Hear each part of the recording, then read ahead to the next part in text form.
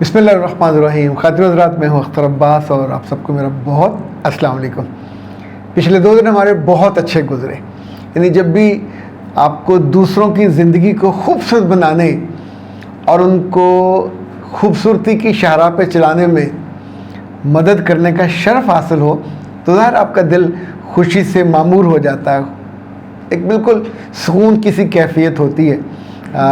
ہمارا جو 2 دن کا سیشن تھا اس میں ہم نے ٹین ایج بچوں کو ایڈریس کیا اور اکثر لوگوں نے اپنے بیٹے اور بیٹیوں کو اس میں بھیجا تھا.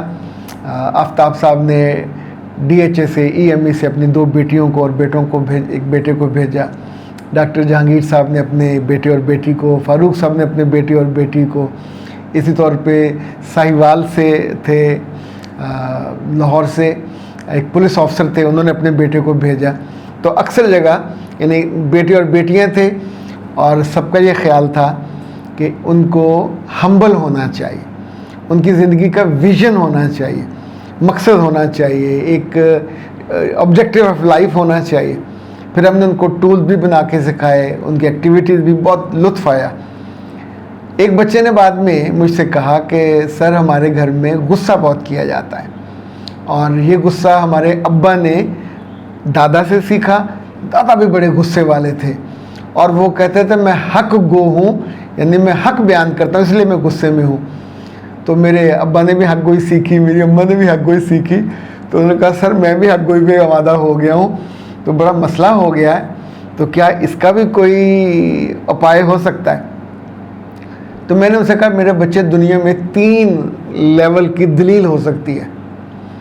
پہلی دلیل جو سب سے تگڑی ہوگی وہ اللہ کی ہے، اور اللہ نے جو دلیل دی ہے حضرت موسیٰ کو اور ان کے بھائی ہارون کو جب فرعون کے پاس بھیجا تو جو ان کو نصیحت کی جاتی ہوئی سورہ فتح میں، اور 3 لفظ ہیں، اور کہا کہ فرعون سے نرمی سے بات کرنا. آپ سوچئے اس سے بڑی دلیل تو کوئی نہیں ہو سکتی. فقولا لہو قولا لینا، یہ ہے وہ جملہ جو سورہ آل عمران میں اللہ نے کہا حضرت موسیٰ سے اور ان سے ہارون سے. آپ سوچئے اس سے بڑی دلیل تو نہیں ہو سکتی. اچھا، دوسری دلیل سورہ فتح کی ہے جو اللہ کے رسول صلی اللہ علیہ وسلم کے بارے میں اللہ نے کہا کہ اگر تم سخت دل اور تشرو ہوتے تو لوگ تمہارے آس پاس نہ جمع ہوتے، چھٹ جاتے. 2 دلیلیں ہو گئی. تیسری دلیل میں آپ کو دیتا ہوں. جو خاندان بنو عباس تھا، اس کے ایک بڑے مشہور تھے خلیفہ مامون الرشید.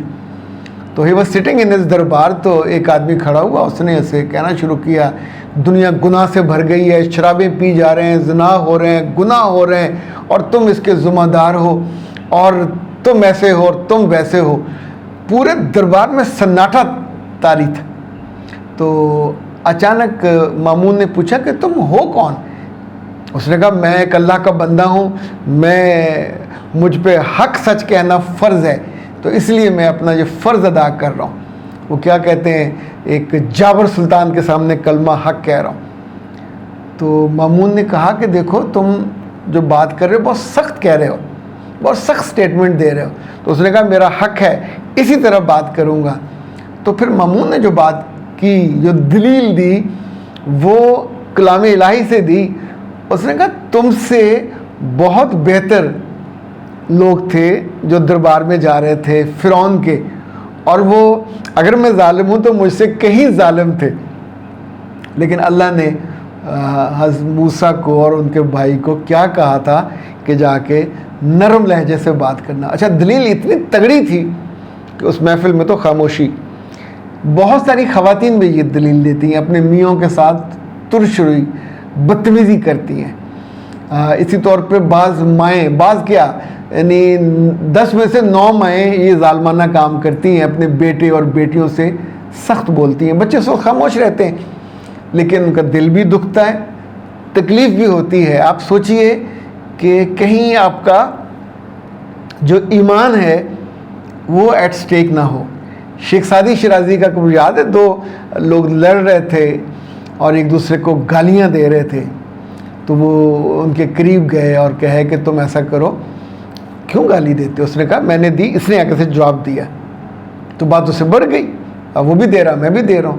تو انہوں نے کہا ایسا کرتے تو میں سن کے آگے سے خاموش رہوں گا, تو تمہارا جو غصہ ہے وہ ختم ہو جائے گا. ویسے اللہ کے رسول کی ایک حدیث ہے جو انہوں نے ان کو سنائی کہ طاقتور وہ ہے جو اپنے غصے پہ قابو پائے. ہمارے لوگوں میں, بہت سارے لوگوں میں یہ پرابلم ہے کہ انہیں جو غصہ آتا ہے وہ اکثر بے جا ہوتا ہے اور اس پہ وہ اپنے آپ کو حق میں سمجھ کے بات کرنے لگ جاتے ہیں. ایک صاحب تھے, مجھے ان کا نام پورا یاد نہیں آ رہا, کوئی شاید لال خان تھا, مولانا مودودی صاحب سے وہ بہت پیار کرتے تھے, تو وہ ان کے ساتھ ان کے گھر ملنے گئے.